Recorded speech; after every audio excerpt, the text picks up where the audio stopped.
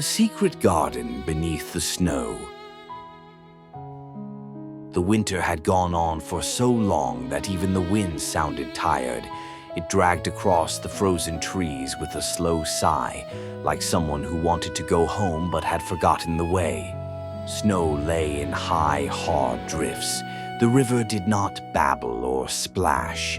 It slept under a lid of ice. Birds did not sing. They sat with their heads tucked under their wings and dreamed of memories they could almost reach. Deep in the white forest, beneath the heavy arms of an old spruce tree, there was a burrow. Inside, a young rabbit named Lina pressed her nose to the entrance and watched her own breath curl into the cold air. She had never seen spring. She had heard about it, of course. The elders spoke of it sometimes when they thought the little ones were asleep. They talked about green grass that tickled your paws, and rain that smelled like hope, and a sky so soft that clouds drifted like wool. They talked about blossoms and buzzing bees and warm soil that hugged seeds until they woke. But the last spring had been many winters ago, and each winter after that had stayed a little too long. Now no one bothered to say, "When the snow melts." They said, "If it melts." Lina did not like the word "if." She sat at the burrow entrance, her white fur almost blending with the snow, her dark eyes wide and restless. She watched the still world and whispered, "You cannot stay like this forever. You are just holding your breath." "I know it." The forest did not answer. That night, as the moon climbed behind thin clouds, Lina woke with a start. Something had changed. At first, she did not know what it was. The air still smelled of cold bark. The burrow was still dark. Her brothers and sisters still breathed in a slow, sleepy rhythm. Then she felt it, a tiny patch of warmth, no bigger than her paw, pressed against her side. She sat up quickly and pressed her paw to the ground. The earth there was softer. The frost had loosened. A faint glow, very faint, slipped up between the packed roots like the last sigh of a hidden candle. Lina's heart beat faster. She nudged her sleeping mother. "Mama, Mama, wake up. The ground is warm." Her mother opened one tired eye. "It is only you, Lina. You were dreaming." "I was not," Lina said. "Feel it." Her mother placed her paw where Lina pointed. She waited a long time, then shook her head. "It is the same cold as always," she said gently. "Go back to sleep." But when Lina lay down again, she felt it even more. A whisper of heat, a pulse, a tiny, stubborn heartbeat under all the ice. She did not sleep again that night. In the morning, the sky hung low and gray, and snowflakes spun slowly down like ash. Lina hurried to the clearing where the animals held their council, her paws kicking powder into the air. An old stag stood near the center, his antlers heavy with frost. An owl blinked from a branch above. A weary fox, ribs showing under his coat, lay curled near a stump. They talked in low voices. "The stores are almost gone," the stag said. "The river is too thick to break," the fox replied. "The fish are out of reach." "The berries never came," someone else said. Lina stepped forward. Her heart pounded, but she lifted her chin. "The ground is warm," she said. All the heads turned. "In our burrow," Lina said. "Just a little. But it is there. I felt it. Under the roots. And there was a light. Faint but real." The owl hooted softly. "Children see dreams." "It was not a dream," Lina said. "It was waking. What if spring is not gone? What if it is only trapped? What if it is calling?" The old stag snorted, not unkindly. "Little one, hope is a lovely story. It does not fill an empty belly." The fox lifted his head. His eyes were sharp, even if his body was thin. "Where exactly," he asked, Did you feel this warmth?" "Under our spruce tree," Lina said quickly. "At the very place my side rests when I sleep." "Then stay close to that place," the stag said. "Enjoy the memory it gives you. The rest of us see only snow." They turned back to their heavy talk. Lina's throat tightened. She wanted to shout, to shake them. Instead, she swallowed because respect had been taught to her early. But respect did not erase what she had felt. If no one would listen, then she would go and listen for herself. That evening, when the sky turned the color of bruised peaches and the first stars tried to blink through, Lina slipped out again. She pressed her paw to the same spot in the floor of the burrow. Warm, faint, but there. "This time I am not leaving you alone," she whispered. She dug. The dirt under the roots was hard and clumpy, but her claws were made for digging. Frost scraped her pads. Bits of ice stung her nose. She worked until her paws ached. At last, she touched something smooth. It was a shard of ice, no bigger than an acorn cap, but it glowed from within, gold and white. A small symbol shone in the center of it. It looked like a circle surrounded by tiny petals, a sun made of snow. When Lina picked it up, it pulsed just once, like it recognized her. Warmth shot up her paw and spread into her chest. For a moment, she could almost smell rain. She gasped, then she hugged the shard as close as she could and whispered, "I knew it. I knew someone hid you here." "But who?" The shard did not answer, but it did not go dark either. That night, Lina did not sleep. She lay awake and watched pale light leak around the burrow mouth. Over and over, she felt the shard warm and cool against her fur. By morning, she had made up her mind. She waited until her mother was busy smoothing the bedding and her siblings were half awake. Then she slipped the shard into the fold of fur at her chest and climbed out into the day. The forest stretched before her, flat and white and endless.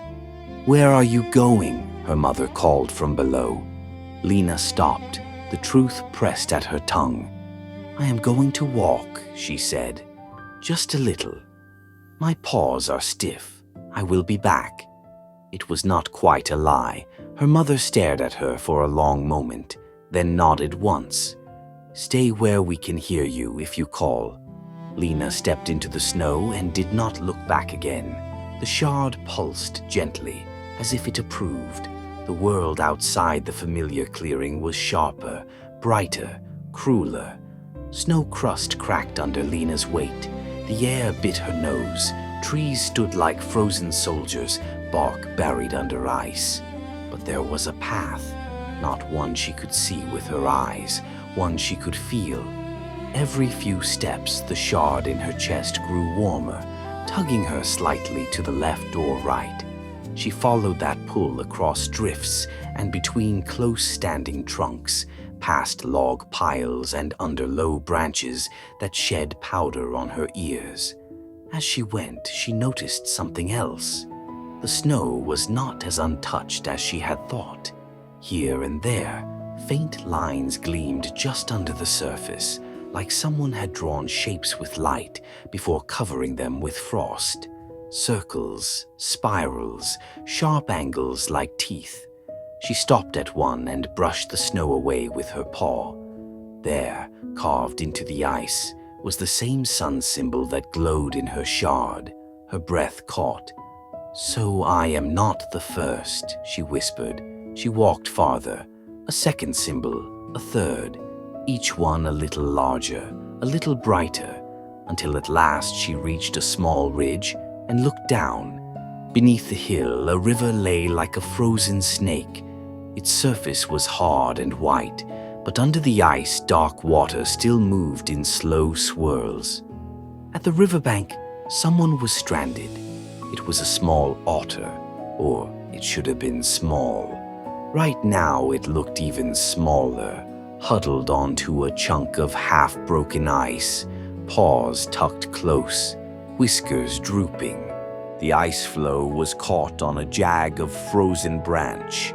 If it slipped, the otter would be carried down under the thicker ice. There would be no way back up. Lina did not stop to think. She scrambled down the ridge, snow sliding around her, and landed with a soft thump at the edge of the river. "Hold on," she called. "Do not move." The otter jerked his head up. His eyes were huge. "I am not moving on purpose," he said. His voice shook. "If I move, I slip. If I slip, I go under. If I go under, I do not come back." The shard at Lina's chest grew warmer. The ice around the branch glowed faintly. Lina stepped onto the bank. The ice near the shore creaked under her weight, but held. She put one paw onto the branch, stuck in the floe, and pushed down slowly. The floe tilted toward shore. "Now," she said, "jump to me." The otter's eyes went wider. "Jump? To you?" "Yes, before I fall in too." Between one heartbeat and the next, he bolted forward. His paws scrambled. He leaped. Lina threw herself backward as his weight hit her. They tumbled into a snowbank together. The shard pressed hard against Lina's chest, almost hot now, but safe. For a long moment they both lay there, panting. Then the otter spoke first. "I am Fev," he said. "Lina," she replied. Fev blinked. "You rescued me. I am supposed to be good with water. This is embarrassing." "You were on top of it," Lina said. "That is something." He made a weak sound that might have been a laugh. "What are you doing out here?" he asked. "If you are not lost like me." "I am following something," Lina said slowly. "I think it is spring." Fev stared at her as if she had said she was chasing a cloud. "Spring, like flowers, grass, warm mud in your toes." "Yes," Lina said. "Like that." Fev shivered. "You sound like my grandmother. She said the seasons used to turn like pages in a book. Winter, spring, summer, fall, then long winter again, but it never lasted forever. I thought she was telling old stories." Lina lifted her paw to show him the shard. It glowed softly as he looked at it. His whiskers quivered. "That feels like warm water," he whispered. "Where did you get it?" "Under my burrow," Lina said. "It was hidden. I think someone put it there on purpose." Fev watched the shard for a long time.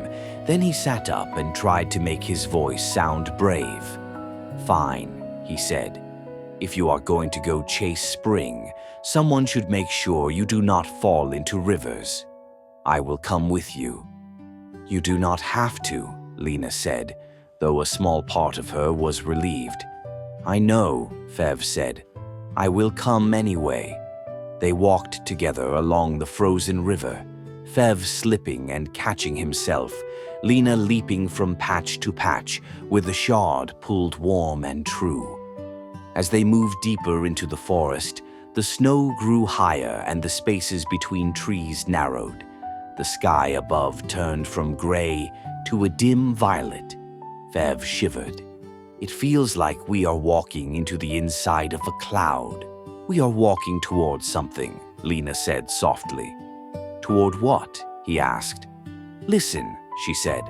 At first, Fev heard only the small sounds of their own feet and breathing. Then something else, very faint, crackling like distant ice shifting, a strange hum that seemed to come from the ground. Ahead of them, the trees thickened and twisted, their branches knit together so tightly that no light reached the snow between them. Signs scratched into the bark glowed with a weak, cold blue. Fev stopped. "I do not like this," he whispered. Neither did Lina. But the shard was very warm now. She stepped forward into the dense trees. Inside, the world changed. It was quieter, but not in the empty way the forest had been before. This quiet felt like someone holding their breath. Lina took 3 steps. Fev followed. They left clear tracks behind them in the powder. Then they both looked back. There were no tracks. The snow behind them was smooth. Fev gulped. "That is not right," he said. He stomped harder. "See, prints." He took 2 more steps, then turned again. The prints were gone. "It is wiping our steps away," Lina said slowly. "So we cannot see where we came from." Fev's voice rose. "Then how do we get back? How do we know we are not walking in circles? How do we know we are not walking toward a cliff?" "I like rivers, not cliffs." Lina held up a paw. "Do not shout at the forest." "Why not?" he demanded. "It is already strange. We should not make it angry." He pressed his lips together and made small, unhappy sounds instead. Lina looked down, then up. The branches overhead twisted around each other, but here and there a crack of sky showed. Behind the clouds, she saw a faint glow, like a hidden lantern. The shard warmed in time with her heart. "Maybe we are not meant to look down," she said. "If the ground lies, then we listen somewhere else." Fev frowned. "To what?" "The shard," she said. "The sky. The way the air moves." She closed her eyes. Snow under her paws, wind brushing her whiskers, warmth pulling her chest forward like a small, gentle hand. She took a step, then another, slow and steady. "Are you sure about this?" Fev whispered. "No," Lina said, "but I trust the one who put this shard in my burrow. Whoever they are, they did not put it there to lead me into a hole." Fev hesitated, then sighed.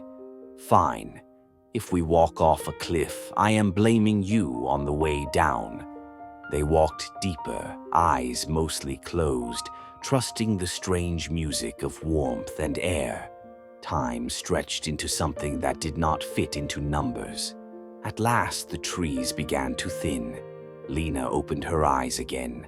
They had come out on the other side. Behind them, the dark tangle of branches looked like a wall of teeth. Before them, the forest opened into a wide, flat plain of snow. Fev exhaled. "I am never going in there again," he said. "Never. Not even if someone tells me there is soup on the other side." Lina smiled faintly. "We made it." Far ahead, the mountains rose, blue and sharp against the sky. They started to cross the plain. The wind picked up, throwing snow into their faces like tiny claws. Clouds thickened until the world was nothing but white and the shapes of their own bodies. The air seemed to come from every direction at once. A blur appeared to their right, a shadow leaping in and out of the storm. Fev squeaked. "Something is following us." The shadow slipped closer, then slowed. It was not very big. It moved with quick, light steps. "Hello," a voice called. "You two look like you do not know where you are going." The storm parted just enough to show a small fox with silver fur tipped in black. Snow clung to her whiskers. Her eyes were bright, but there was a twitch at the corner that Lina could not miss. "We know exactly where we are going," Fev said quickly. "We are just being very mysterious about it." The fox snorted. "You are lost," she said. "Everyone who comes into this wind gets lost." "We are following something," Lina said. "What?" the fox asked. "Warmth," Lina said simply. The fox laughed once, a sharp sound. "Then you are chasing a ghost. I am Nova. I used to know every path in this forest. Now the snow covers the old tracks. The wind moves the new ones. Up feels like down. Right feels like left. The sky spins. I do not like it." "Then why are you here?" Fev asked. Nova's ears lowered. "Because there is no food back there," she said, jerking her head behind them. "And I heard someone say the mountains still keep secrets. I thought if I could be the first to find whatever is up there, I could trade it for enough food to last until the next spring. If there is one." "There will be," Lina said. Nova eyed her. You sound certain. I am not, Lina admitted. Not by myself. But something put this heat into the ground. Something put this shard into my path. Something is leading us. I choose to trust that. Nova studied Lina, then the shard that glowed faintly against her chest fur. Fine, Nova said at last. I will walk with you until I am bored, or until we fall into a hole, whichever comes first. So they walked together, Lina in front, guided by the tug in her chest, Nova at her side, eyes sharp for danger. Fev behind, muttering about cliffs and soup and the unfairness of cold. The storm did not get kinder, but it did not get worse either. That felt like a small gift. As they drew closer to the mountains, the wind began to carry a new sound with it, a low, steady rumble, not thunder, not the crack of falling ice. A voice. It was too far away to hear words, but not too far to feel. Every now and then, a deep note rolled through the ground and up into Lina's paws. Do you hear that? She whispered. I am trying not to, Fev said. It sounds like the sky has a stomachache. Nova's fur bristled along her neck. I've heard stories about that sound, she said. They say the mountains speak in winter. They say something old lives in them, something that loves the snow and hates the thaw. Is it the ice wolf? Lina asked. Nova shivered, though not entirely from the cold. Some call him that. Some call him the Winter King. They say he was once a guardian. They say he lost everything and froze his own heart so it would stop hurting. They say he bit spring and made it bleed, and wherever that blood fell, flowers could no longer grow. Fev swallowed hard. Can we go home? He whispered. No, Lina said. Her voice shook, but she did not try to hide it. If he froze his heart because it hurt, then someone has to show him a different way. Someone has to melt it, or we will never see green again. Do you think you can melt a wolf? Nova asked. No, Lina said, but maybe the one who put this shard inside my reach can. They did not talk much after that. Each step took all their strength. By the time they reached the base of the mountains, their paws were numb and their faces burned with cold. The entrance to the mountain was not a door. It was a crack in the stone, thin and tall, with ice hanging like teeth from its edges. Faint light glowed within, blue and white. Fev swallowed again. This looks like the mouth of something that prefers chewing. Do you want to wait here? Lina asked gently. He looked at the storm behind them. He looked at the crack in front of them. Absolutely not, he said. If you go in there, you will need someone to tell the story afterward. I will come. Nova nodded once. I am not letting a rabbit be braver than a fox, she said. So together they stepped into the mountain. The air inside was colder, but in a different way. Outside, the cold bit and burned. In here, it settled into their bones and made their breath sound loud. Their footsteps echoed against the ice walls. They followed a tunnel that twisted and sank deeper into the rock. As they walked, they began to notice shapes in the ice. At first, Lina thought they were simple bubbles. Then she looked closer. Flowers, frozen at the moment they had begun to open. Petals captured in clear crystals, leaves reaching forever stopped. Fev ran a paw over one of the clear buds. They looked like they were caught mid-song, he whispered. They were, a voice said. It filled the tunnel like a snowfall fills a field, soft, but everywhere at once. The three friends turned. At the end of the tunnel, where it opened into a wide cavern, a wolf stood. His fur was white with streaks of silver. Frost lay thick along his back. His eyes were pale blue, almost clear, with tired shadows behind them. Around his paws, the ice grew in tall shapes that looked almost like thorns and almost like shields. Lina's heart thudded against the shard. "You made it far," the wolf said.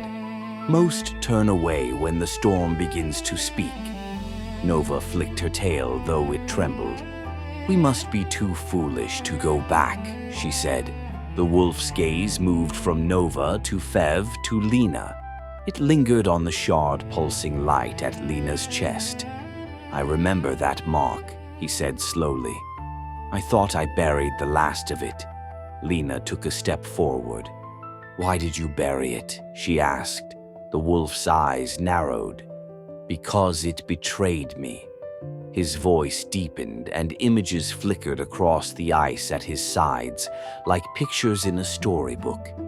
There had been green once, a bright valley tucked between mountains, where flowers spread like a carpet and streams sang over smooth stones. Young animals tumbled in the grass, birds stitched songs across the air.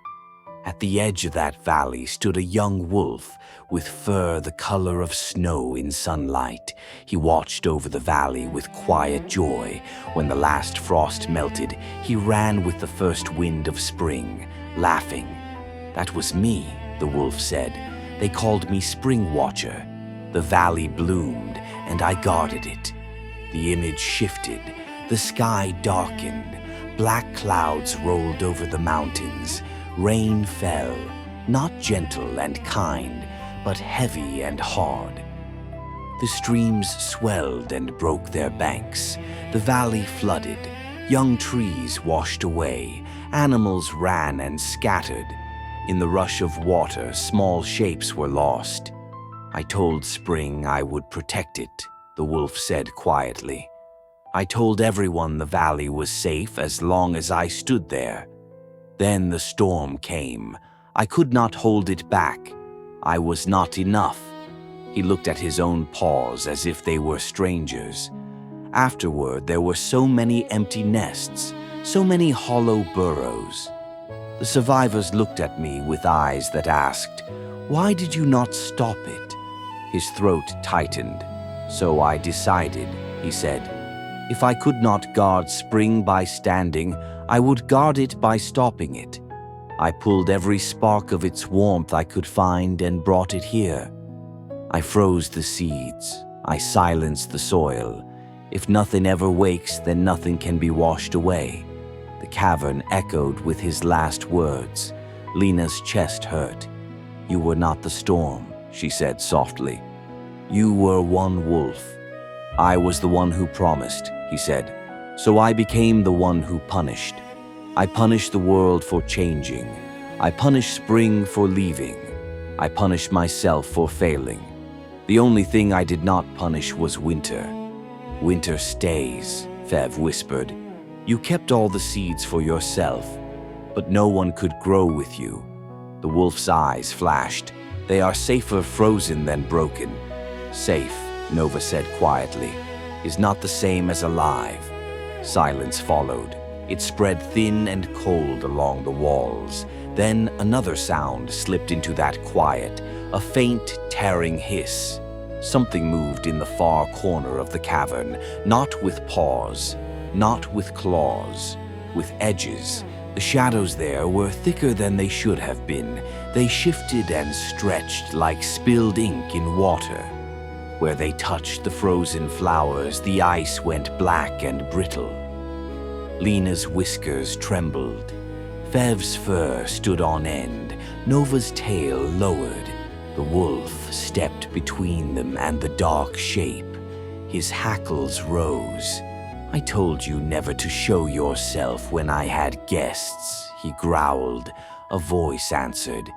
It seemed to come from nowhere and everywhere, like wind sneaking under doors.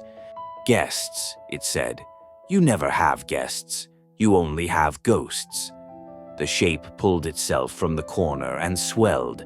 It had no real body, only the suggestion of one. Two hollows like eyes, a mouth that did not open but still smiled. "Who are you?"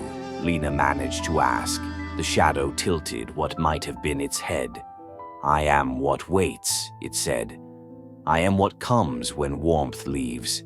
I am the one who walks in empty places. I am the eater of colors." The wolf bared his teeth.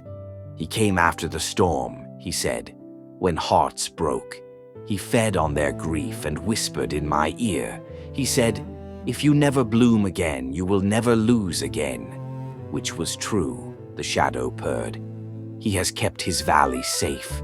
No flowers to flood, no nests to fall, no hearts to break. Only quiet, only stillness, only me."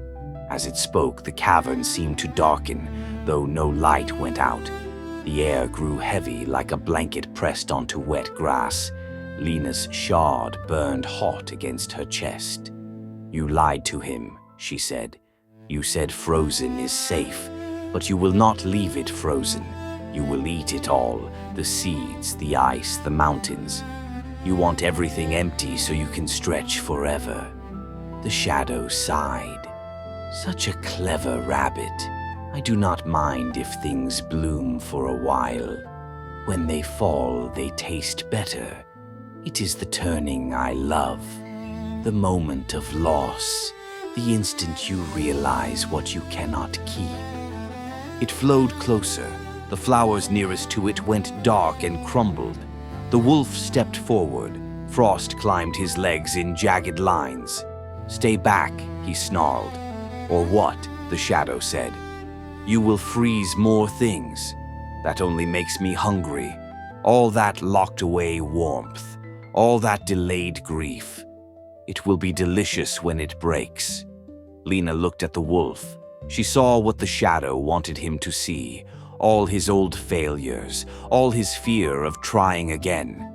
"You cannot keep spring in a box," she said. "That is not what you were made to do. You were meant to guard it while it grows, not while it sleeps forever."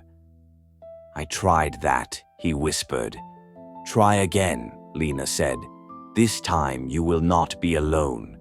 The wolf stared at her, at the little rabbit whose nose twitched when she was scared, but who stepped closer instead of back.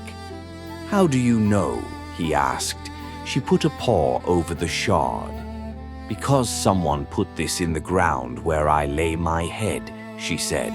"Someone woke warmth in the coldest place I knew. Someone started this story before I ever decided to walk.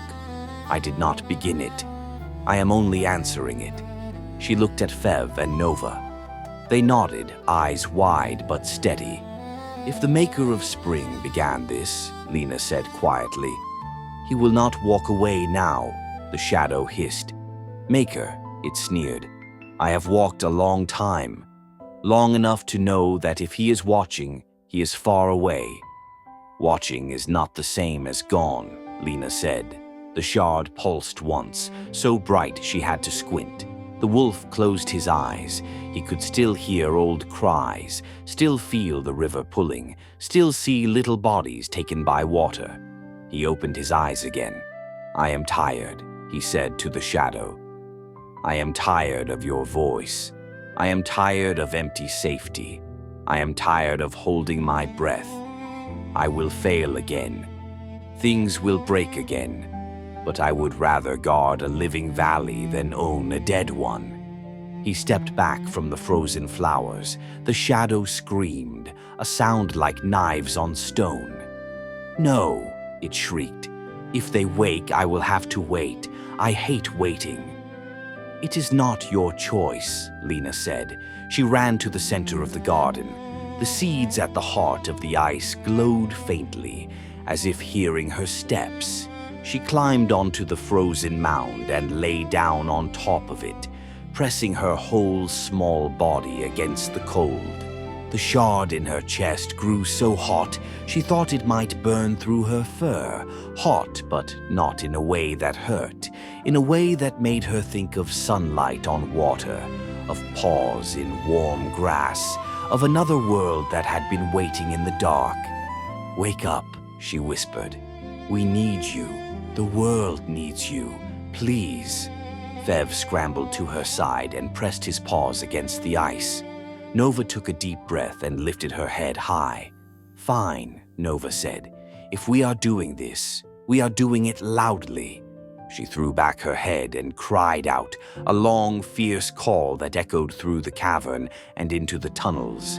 It was part fox bark, part wild song, part challenge. The wolf planted his paws and let snow gather along his back. He lowered his head and howled. Not the lonely, bitter howl he had given the mountains for so many years. A different sound, one that curved upward instead of down, one that carried sorrow and hope at the same time. The shadow lunged. It swarmed across the ice, racing toward Lina and the seeds. Stop them, it shrieked. Hold the cold. Keep the quiet. Fev whispered, I really do not like this. Then do something you like more, Nova snapped. Like water. Fev's eyes widened. The river. He was an otter. Water listened to him, at least a little. He slapped his tail hard against the ice. The sound rang out like a drum. He closed his eyes and pictured the river outside, trapped under its lid. He imagined cracks in that lid. He imagined the rush and surge of movement. In the tunnels behind them, ice began to groan. Water pushed, snow shifted. A thin line of liquid seeped into the cavern, then widened. It spread under the frozen garden, under Lina, under the seeds. Water was cold, but it remembered flowing. It remembered carrying lily pads and little bugs and sunlight. It remembered spring. It swirled around the ice like a friend who has been away too long and is finally allowed to hug someone. The seeds pulsed. The shadow shrieked again. No, no, no. Nova darted along the edges of the garden, snapping at the shadow, making it turn and twist and spread itself thin. Over here, she taunted. If you like loss so much, try to catch me. The wolf stepped in front of Lina, teeth bared, fur bristling. He did not freeze. Not this time. He braced himself and let the warmth that was building in the cavern touch him too. It hurt. Ice that had wrapped around his heart for years cracked in spiderweb lines. Old grief rose like floodwater. For a moment he almost turned away. Lina opened her eyes and looked at him. They were wide with pain and trust. You can stand it, she said quietly. You were made for more than snow. The shard broke then. It did not shatter into sharp pieces. It burst into light. Golden white light flooded the cavern, dripping from the ceiling, pouring from the cracks in the ice, racing along the river that Fev had called. It lit the frozen petals from within. The seeds woke. They cracked their shells and let green slips push into the air. The ice around them melted. Drops fell like clear bells. Color spread, soft at first, then bold. The shadow screamed. The light touched its edges and burned them. It darted for the darkest corner it could find. The corner shrank.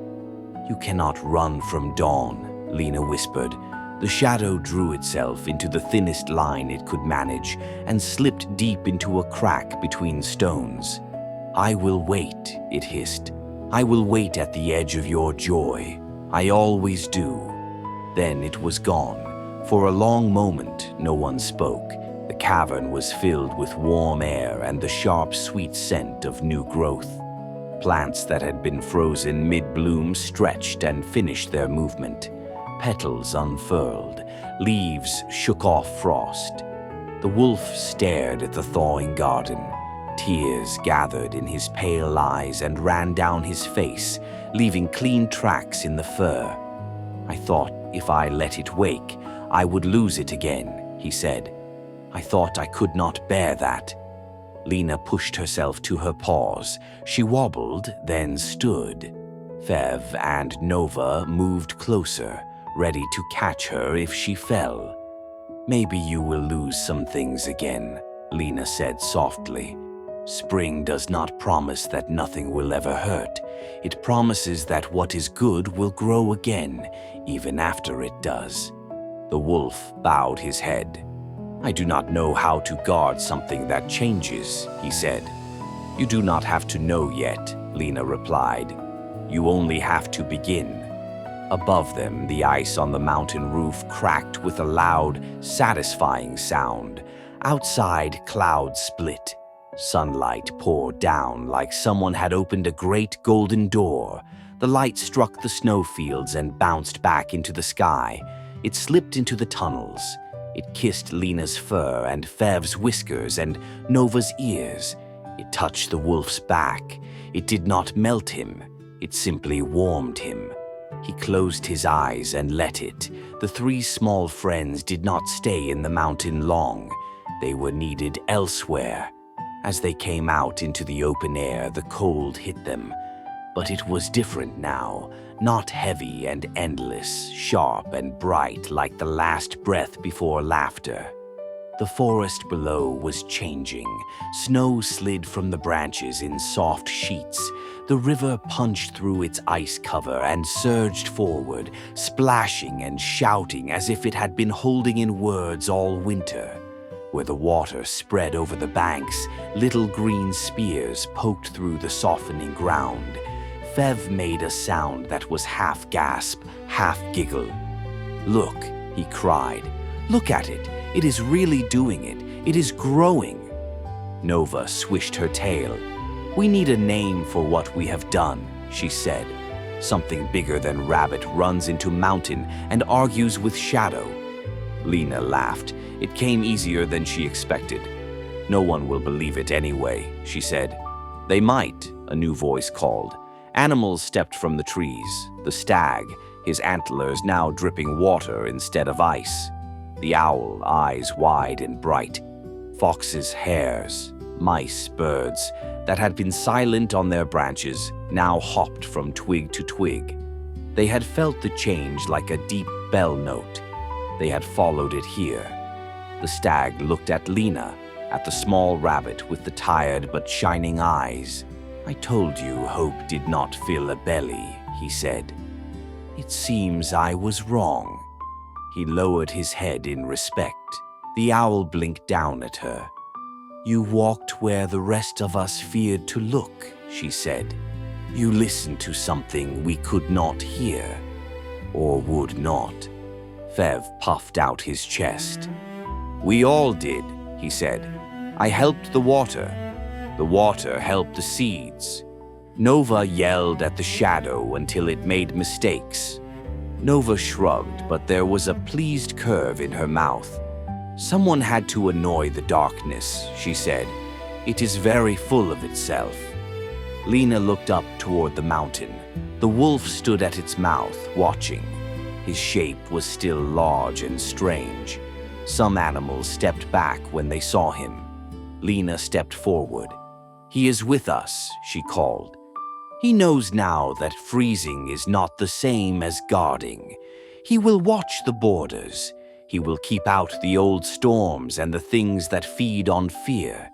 He does not belong to winter alone anymore. The wolf bowed his head to the gathered animals. They did not cheer him. Not yet, but they did not run. That was a beginning.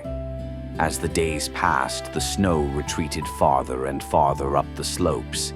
Grass spread like a soft blanket. Tiny white flowers with golden centers appeared first. Poking through the last bits of frost, they grew thickest near the old spruce tree where Lina's burrow lay. The elders called them snowdrops at first. Then, after a while, they began to call them something else. Lina's flowers. Lina tried to say that was too much, that she was only a rabbit who had followed a warm tug in her chest, that someone else had placed the shard under her place in the burrow long before she was born. But when she said this, Grandmother Hare only nodded. Exactly, she said. Someone chose you. Someone knew you would get up when others lay down. That is not a small thing. On the first day, when the trees were more brown than white, the animals gathered in the clearing. They brought little things they had saved through the winter: a handful of seeds, a hidden nut, feathers that had not blown away. They made a small pile at the center and lit a tiny fire of dry twigs. It crackled and popped and sent smoke into the soft blue sky. "What is this?" Lina asked. "A promise," the stag said. "Every year, as long as spring returns, we will remember the winter it almost did not." And the small rabbit, who refused to believe that, almost. Lina's nose twitched. "I did not bring anything," she said. Fev nudged her. "You brought your whole self," he whispered. "That is enough." Nova sat beside them, her fur now sleek and full. "Besides," she said, "you cannot put your heart on a pile. Then what would you walk with?" They all laughed. Lina looked around at the forest, at the friends who had walked with her, at the wolf who watched from the shade of the mountain, a thin smile touching his mouth as birds landed near his paws. She looked at the flowers at her feet, white petals glowing gold at the center. She felt something gentle and strong settle over the clearing, like a hand resting on a book that has just been opened. The winter had been long, longer than any of them had thought they could endure, but spring had not forgotten them. Somewhere above and beyond their sight, the maker of seasons had turned the page once more, and when the next winter came, and the one after that, and the one after that, the animals would tell their young a story. They would say, "There was a winter that tried to last forever, but it met a rabbit who would not stop listening for warmth. And because she followed what she felt, we learned that hope is not a soft thing you hide. It is a seed that grows in the hardest ground, a song that waits beneath the snow, a light that even a shadow cannot swallow." When the young ones asked if the story was true, the elders would point to the first flowers of spring and answer, "Look there. That is how you know."